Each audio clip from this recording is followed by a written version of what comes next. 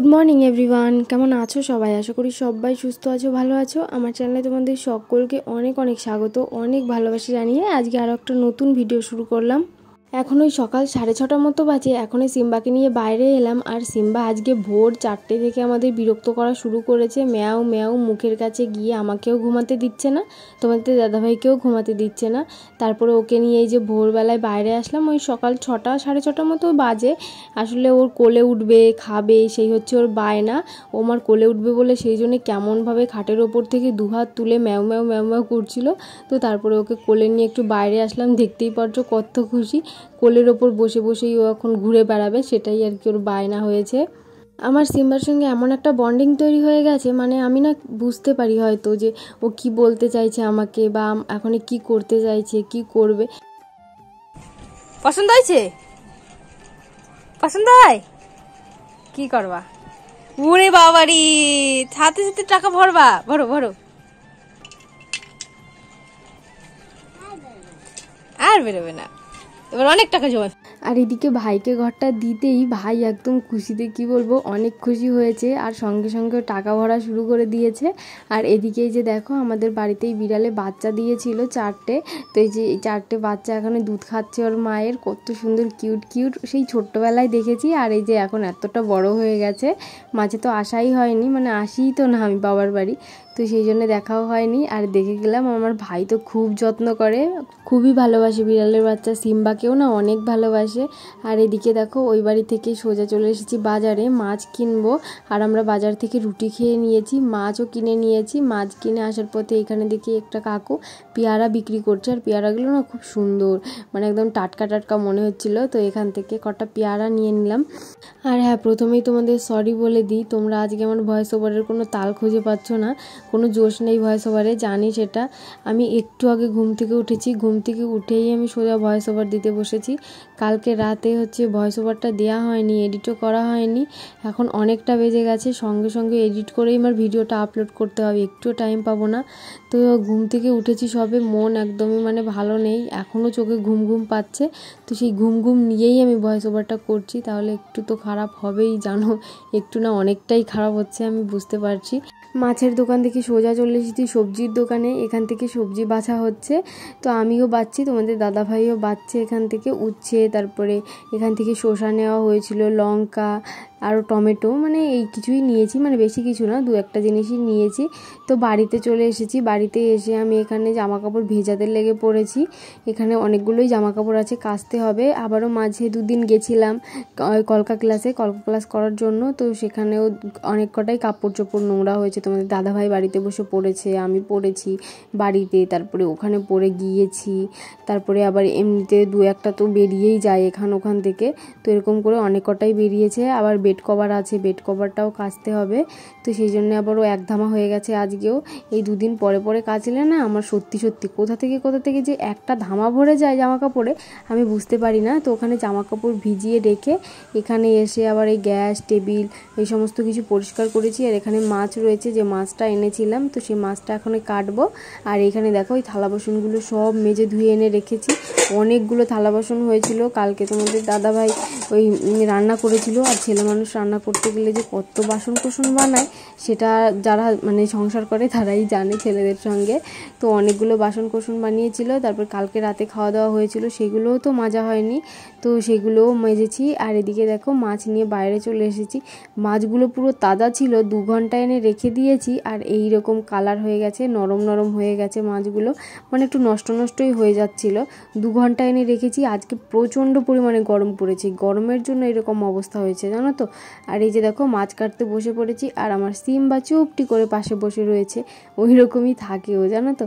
মানে ও মানে আমি যেখানে যাব যা করব ও আমার সঙ্গে থাকবেই, ও আমার পার্টনার বলতে পারো, সারাক্ষণ আমার সঙ্গে থাকে। মাছগুলো কেটে ধুয়ে পরিষ্কার করে এখন ঘরে রেখে দেবো। আর এখন চলে যাব জামা কাপড় কাচতে, জামা কাপড় কেচে স্নান করব, পুজো দেবো, তারপরে আর কি রান্না বান্না শুরু হবে। তো এদিকে জামা কাপড় আমার কাচা হয়ে গেছে, এখন এক এক করে সব কিছু মেলে দেবো। আমি একবারেই মেলি, মানে বারবার এখানে আসার থেকে বালতি ভরে রেখে দিই কেচে তারপরে আর কি এসে মেলে দিই।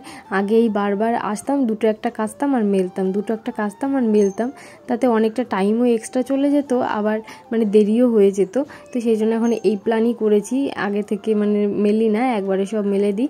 ওখানে সমস্ত কিছু মেলে দিয়ে স্নান করাও হয়ে গেছে আমার। আজকের ভিডিওটা তোমরা শেষ পর্যন্ত দেখো, আজকে দারুণ মজাদার একটা জিনিস আনতে যাব। তোমরা অবশ্য টাইটেল থাম্বনেলে অনেকটা বুঝেই গেছো, তো আজকে দেখি কেমন হয়।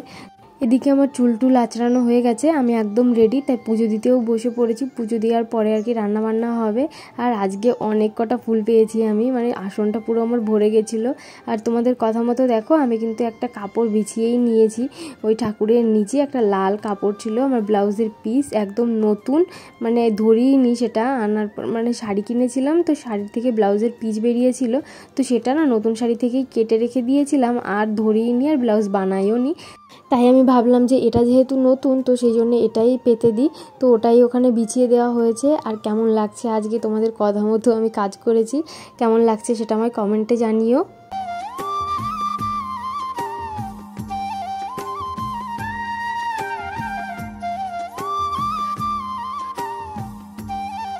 ওদিকে আমি পুজো করছিলাম, আর এদিকে তোমাদের দাদাভাই যে সবজি টবজি কেটে ধুয়ে একদম সুন্দর করে রেখে দিয়েছে, যাতে এসে আমি সোজা রান্না করতে বসতে পারি।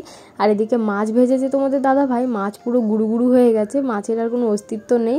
তো এদিকে দেখো শাকটা আমি একটা গামলা থেকে অন্য একটা গামলায় রেখে দিলাম, জলের মধ্যে রেখেছিল তোমাদের দাদাভাই, ওখান থেকে আমি তুলে অন্য একটা শুকনো গামলায় দিলাম। আর এদিকে দেখো উচ্ছে আর আলু পেঁয়াজ দিয়ে ভাজা আমার অনেকটা হয়ে গেছে, ভাজাটা নামিয়ে দিয়ে এখন তরকারিটা চলছে রান্না। মানে অনেকটাই খিদে পেয়ে গেছে, সেই সকালবেলায় বাজারে গিয়ে দুটো রুটি খেয়েছিলাম, আর এখন 2:30 মতো বেজে গেছে, এখনো পর্যন্ত খেতে পারিনি, সকাল থেকে কাজ করেই যাচ্ছি।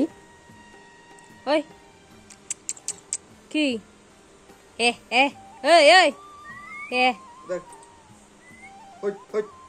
আর এদিকে রান্না করতে করতে দেখি এনারা এসেছেন আমাদের বাড়িতে, তো ওদের সঙ্গে একটু কথা বলার চেষ্টা করছিলাম, মজা করছিলাম। আর এই যে দেখো এটা একটু ছোট, একটু বাচ্চা টাইপের, বলতে বাচ্চা না বড়ই, তবে ওটার থেকে একটু ছোট, যেটা আর কি প্রথমে এসেছিল।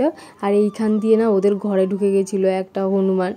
আর এখানে এই বালতির মধ্যে ঘটগুলো ভিজিয়ে রেখেছিলাম কালকে, আজকে এতে কাজ করার চেষ্টা করব যদি সময় পাই। আজকে তো বিকালে আবার অন্যরকম একটা প্ল্যান আছে, তো দেখা যাক কি হয়। ওটা খেলে তো আর কোনো কেউ নিজের মধ্যে নিজে থাকে না, মানে অবস্থা খারাপ হয়ে যায়। আর এই যে দেখো এখানে রান্নাবান্না কিন্তু অনেকটাই হয়ে গেছে, তরকারিটা হচ্ছে, শাকটা দিয়ে দিয়েছিলাম, ওই ঝোলের ওপরেই দিয়েছিলাম, আমি ভাজিনি শাকটা, আমার এভাবেই শাক রান্না খেতে ভালো লাগে।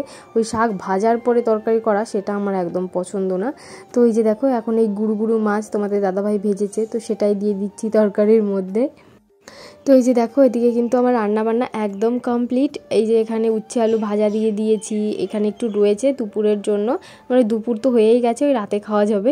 আর এই যে এখানে তরকারি রয়েছে, আমি দুবেলা করেই রান্না করি, মানে সকালেও হয়ে যায় দুপুরেও হয়ে যায়, আবার যদি দুপুরে রান্না করি তাহলে এই দুপুরেও হয়ে যায় রাতেও হয়ে যায়।